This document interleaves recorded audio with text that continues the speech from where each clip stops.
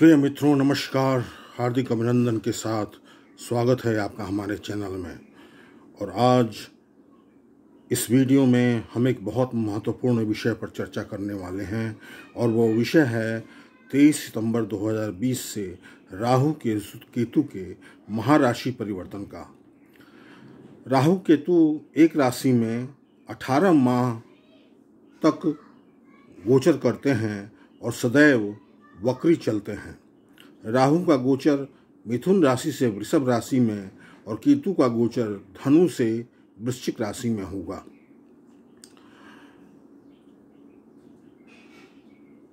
पाश्चात्य ज्योतिर्विदों के अनुसार राहु की उच्च राशि वृषभ राशि मानी गई है और केतु की उच्च राशि वृश्चिक राशि मानी गई है। मैंने भी अपने अनुभव में देखा है कि राहु और केतु क्रमशः वृषभ और वृश्चिक राशि में सहज रूप से काम करते हैं और उच्च का फल प्रदान करते हैं।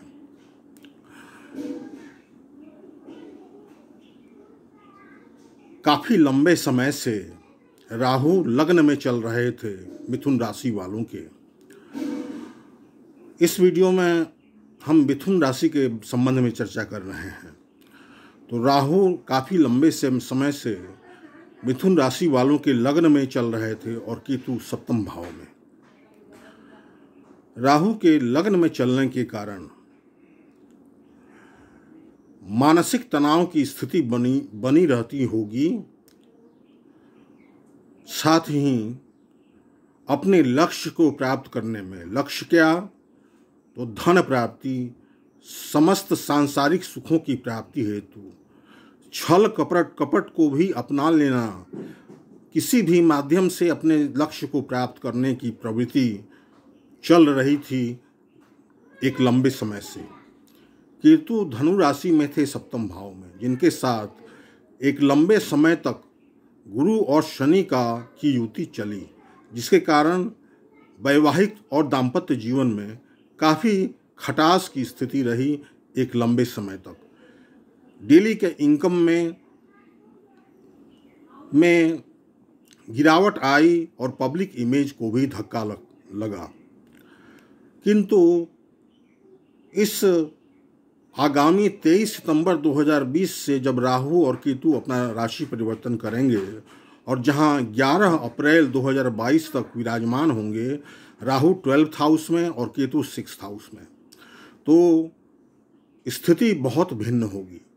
राहु के कारण जो व्यक्तित्व में कमी आ रही थी, व्यक्तित्व में गिरावट आ रही थी, व्यक्तित्व में का ओछापन जो था उसमें कमी आएगी और लगेगा कि काफ़ी समय से जो मानसिक तनावग्रस्त आप महसूस कर रहे थे खुद को, मिथुन राशि वाले जातक, डिप्रेशन की स्थिति चल रही थी, ग्रहण की स्थिति चल रही थी, तो वो समाप्त होगा और विदेश में भ्रमण का अवसर प्राप्त होगा।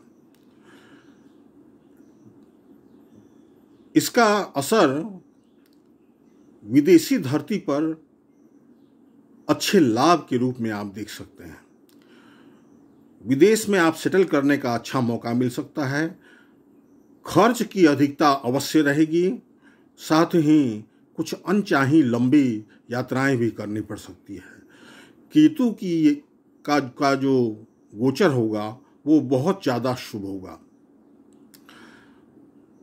क्योंकि राहु या केतु तीसरे, छठे और एकादश भाव में सबसे अच्छे रिजल्ट्स यानी कि बेस्ट रिजल्ट्स प्रदान करते हैं। राहु और केतु के स्वभाव के बारे में कुछ चर्चा हम करें।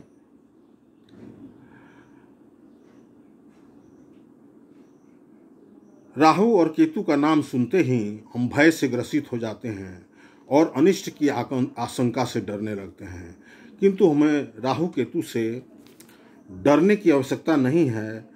और राहु जहां भौतिक सुख साधन अचानक से जातक को देते हैं, वहीं केतु पारलौकिक और आध्यात्मिक विकास करते हैं।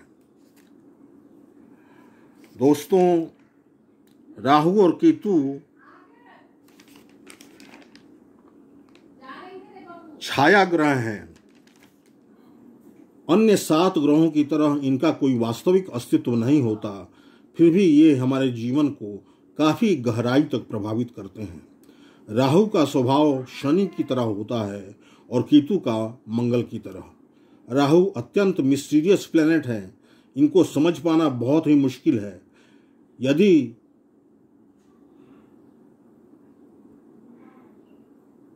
आपकी अस्थायी कुंडली में राहु केतु की स्थिति मजबूत है और दोनों ग्रह शुभ ग्रहों से दृष्ट हैं, तो अपनी दशा अंतर्दशा काल में जातक को माला माल कर देते हैं।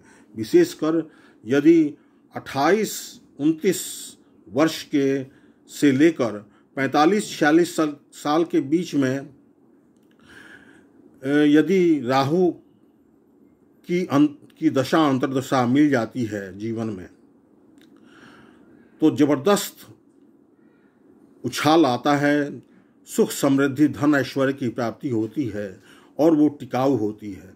राहु और केतु सडन रिजल्ट्स देते हैं। राजा से रंक बनाने में देर नहीं लगता और रंक से राजा बनाने में भी देर नहीं लगता। दशा अंतर्दशा मुख्य चीज है।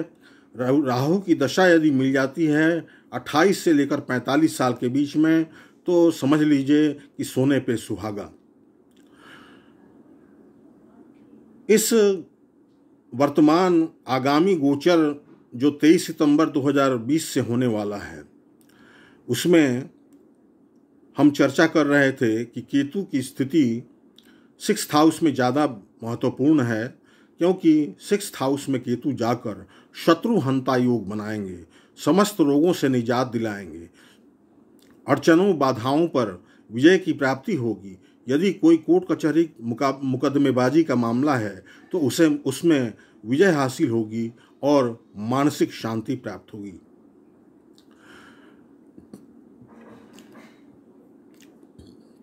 राहु और केतु की 3 दृष्टियां हैं, पंचम, सप्तम और नवम। राहु पंचम की पंचम दृष्टि 4th भाव पर, 7वीं दृष्टि 6ठे भाव पर और नवम दृष्टि 8वें भाव पर होगी, जहां गुरु शनि पहले से विराजमान है। पंचम दृष्टि 4th भाव पर पड़ने से के कारण माता को कष्ट हो सकता है, माता के स्वास्थ्य में गिरावट आ सकती है, मित्रों से अनबन की स्थिति बन सकती है, सावधानी बरतने की आवश्यकता पड़ेगी। अचानक से कोई अपना वाहन, नया मकान आप खरीद सकते हैं, जिससे आपको लाभ होगा और काफ़ी सुकून का एहसास होगा। राहु की 7वीं दृष्टि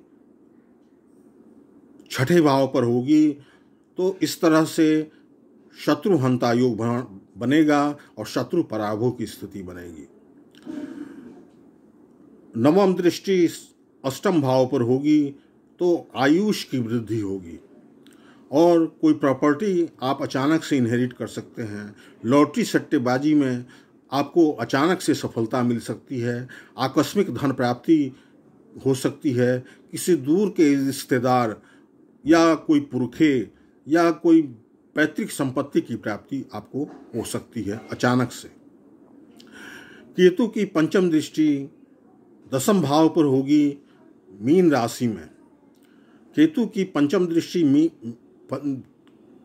10th हाउस पर अर्थात कैरियर स्थान पर होने के कारण कैरियर में जबरदस्त उछाल आएगा।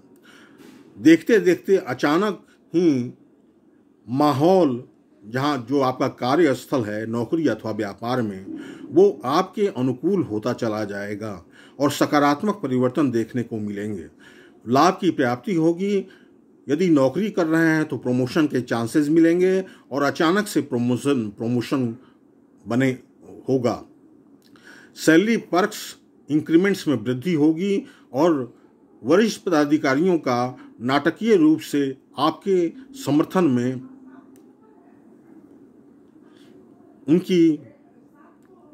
उनका दृष्टिकोण बनेगा। केतु की 7वीं दृष्टि 12th हाउस पर होगी। तो विदेश में सेटल करने का अद्भुत और स्वर्णिम अवसर आपको प्राप्त हो सकता है।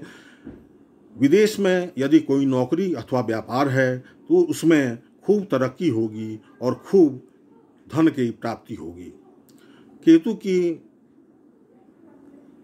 नवम दृष्टि धन भाव पर होगी तो आर्थिक प्रगति होगी, आर्थिक लाभ होगा, आकस्मिक धन की प्राप्ति हो सकती है।